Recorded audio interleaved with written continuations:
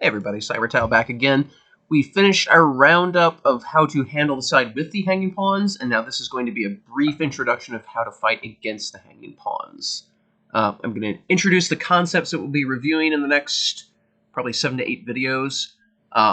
Just a heads up, a lot of this is going to be a lot more technical and endgame oriented than the games we were looking at of how to handle the side with the hanging pawns.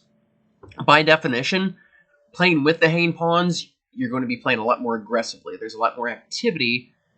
So to the converse, by definition, fighting against the hanging pawns is much more technical. It's about quashing the initiative, trading pieces off, trying to take things to an endgame where that theoretical pawn weakness actually starts to matter instead of an active middle game where they can be even more of a strength than a weakness. So I will try to make this as engaging as possible, but just a heads up, the games we'll be looking at will be a bit more dry and technical.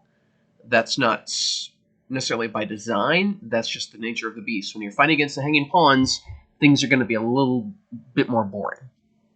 That's my sort of chess, but if you're looking for some 25-move mating attacks coming up in the next few videos, you're going to be sadly mistaken. But anyways, really the basics of how to fight against the hanging pawns really starts in the first few moves when the hanging pawns have been created. That initial moments when you transition to a hanging pawn structure is incredibly crucial. That's when fighting against the hanging pawns, you have a chance to get a real tangible foothold on the position and stop any of that activity from happening to begin with. That initial structural transfer, especially if it's in a position like this we're seeing on the board. This is Messiah versus Hernandez. That transition from the isolated pawn to the hanging pawns, it's an incredibly important moment. That's the side fighting against the hanging pawns. That's a chance to grab a hold of the position and stop that activity from forming to begin with. So, for instance, in this position, Messiah, he chooses the knight c6, which is completely correct, and then rook c1. When you're fighting against the hanging pawns and you get that initial structural transformation, fighting for the square in front of the c-pawn is crucial. If the other side's able to achieve that c-pawn push where the hanging pawns are sitting next to one another, that makes things so much more easy for the hanging pawns. It makes activity much more possible. Here, because the rook comes to the c-file, that c5 square is completely occupied. So black, bishop x2 isn't great. Black has better moves, but this is a poor position for black to begin with, because that initial structural transformation came at such a bad time, where the side fighting against the hanging pawn is able to gain an active grip on the position. But this is as ideal, and this will be a game that we do look at in the next few videos, just because this is such an idealized version of fighting against the hanging pawns. This is an absolutely perfect position against hanging pawns. That c6, c5 push is completely impossible. That's just a vivid dream that black will have looking back on his sad, shortened life when he's losing this endgame. This is an absolutely dominating position for white, because that initial structural transformation, he grabbed a hold of the position. It's so important when you're faced against the hanging pawns. In that first 3 or 4 moves, when you create the hanging pawns, you grab a hold of that position. Fight for that square in front of the c-pawn. Fight for those pressure against the hanging pawns immediately. If the side with the hanging pawns is allowed to advance and stabilize his pieces, those hanging pawns are often just going to be an asset.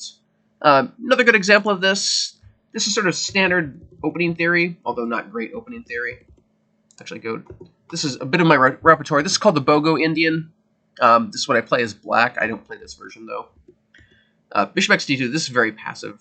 I mean, I think certainly a5, queen e7, even knight c6 here are far better. But bishop x d2 is sort of the grovel for a draw line. d5, not structurally very good.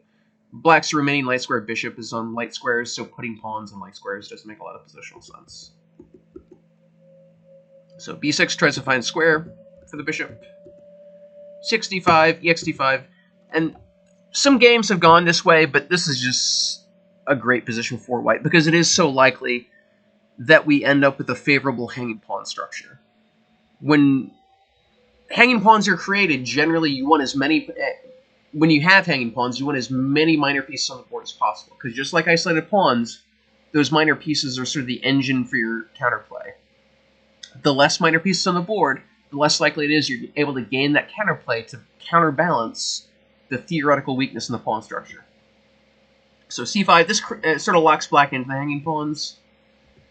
bxc5, knight xc5 is better here, even though this is a pretty good isolated pawn for whites.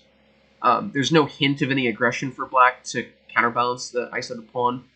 But at least this knight's active for now. It can come to e6 to fight for the square in front of the isolated pawn. So this is better for white. But it's better than this version of the hanging pawn, because after knight b3, and again, that moment, as soon as the hanging pawns are created, it's important to immediately fight for pressure. If you lackadaisically allow the side with the hanging pawns to stabilize and get pieces mobilized, that's when you fall into trouble. That immediate moment when you transfer structures, that's the moment to start hitting those hanging pawns and fighting for squares. So knight b3 hits the c5 and the d5 pawn simultaneously, so black is forced into a positionally horrible move. c4. And this is a completely horrible position. We might go over this game in our series as well. But this knight on d4 is incredibly dominating. These pawns have completely lost their flexibility. When they're abreast to one another, they control all these squares in front of each other. They can be an asset in controlling space. Once one of the pawns is advanced, that gives up so many squares. Like this knight on d4 is completely unassailable. And here, the d-pawn can't advance because it's pinned, but say if the d-pawn were able to advance somehow, that would make the c4 square the untouchable outpost square as well. A lot of fighting against the hanging pawns, you want to try to put those pawns... If you can't prevent the c-pawn from advancing to c5 to begin with, you want to start attacking those hanging pawns to the point to force one of them to advance where they lose all their flexibility. And here, these pawns are immobile, they're unflexible, they don't control space anymore, and white goes on to convert this position fairly routinely. Another good example of hanging pawns getting created early. This is a fairly common position. This is actually part of my repertoire as black, what I play against the c3 Sicilian. Bishop e3 is fairly popular. White's trying to get an isolated pawn here, but black doesn't play ball because bishop e4 check. Basically, when you step into a hanging pawn structure, you want to get some minor pieces off the board. If you're going to a full hanging pawn structure with all the minor pieces on the board, that can be very dangerous because that's a lot of counterplay to be facing. But in this opening variation, black, after bishop d7, the plan is to play bishop b5 eventually and trade off that dangerous light square bishop. So just an example, bishop b5, the knight in c3 is pinned, so there's no reason to prepare any of this. The bishop can come straight and trade off that light square bishop. Tick, tick, castle. And this might be a game we go over as well. It's a pretty long game, but I do think it's fairly positionally thematic. But notice that these hanging pawns, they're not dangerous, because this pawn will advance to c4, most likely. But we've got two sets of minor pieces off the board, and white's light square bishop is missing. That's often, just like isolated pawn, that's the bishop that does most of the attacking damage. Without that bishop, it's harder for the side with the hanging pawns to generate that counterplay. With that bishop off the board, black is very comfortable here. This is a great position. Landa, he's played a very young Jan Nepomniachtchi. This was 17 years ago, so I think Nepomniachtchi would have been 15, 16 at this point. Not the super grandmaster that he is today, but he's still a very talented player. But he got ground down by a veteran in this game. So yeah, that's sort of a brief introduction to the concepts we'll be looking at for the next part of the series. Really, to reiterate, the key moment for facing the hanging pawns is that first 3 to 5 moves when you're facing the hanging pawns, when that structural transformation is created. You can't play passively and just let the hanging pawns build up their position. You need to immediately start pressuring either the square in front of the c-pawn to prevent that advance, or if the advance is created, that's when you start bombarding those hanging pawns to try to force one of them to move forward, to lose their flexibility. If you play passively against the hanging pawns, that's when you see those gorgeous attacks that we looked at in the last part of our series. That's where you see something like that Spassky Tal game, where just a quick sacrifice on the king side and it's over in 22 moves. Never play passively, especially against hanging pawns. You need to be generating that counterplay against those pawn weaknesses, because if you never generate a counterplay, it's not a weakness, because it's not being attacked. A weakness is only a weakness if it's being attacked. So we're going to be looking at some idealized games with those thematic ideas coming up. The this is a good introduction. Just wanted to get everyone's feet into the water and let you know what we'll be learning in the next week or so. My name's John. I'll see you then.